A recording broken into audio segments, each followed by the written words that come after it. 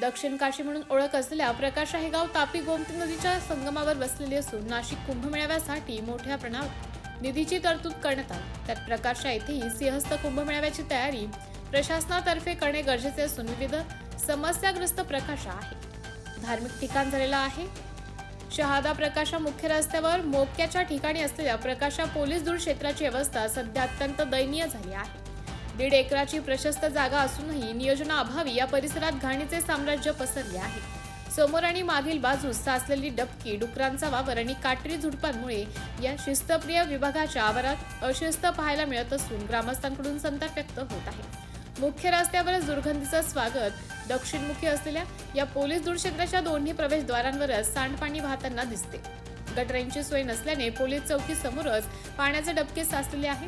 याच दुर्गंधीयुक्त पाण्याचा डुकरांचा मुक्त संचार असल्याने कामानिमित्त येणाऱ्या नागरिकांना नाकाला रुमाल लावून आत जावे लागते।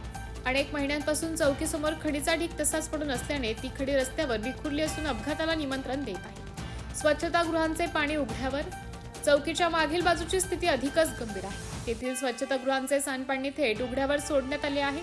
त्यामुळे परिसरात मोठ्या प्रमाणावर डबकी साचून डासांचा प्रभाव वाढला आहे। संपूर्ण आवारात काटेरी झुडपे उगवली असून जप्त केलेली वाहने, अपघातातील वाहने आणि आरटीओने पकडलेली वाहने विखुरलेल्या अवस्थेत पडलेली आहेत। सिंहस्थ पर्वणीचं आव्हान।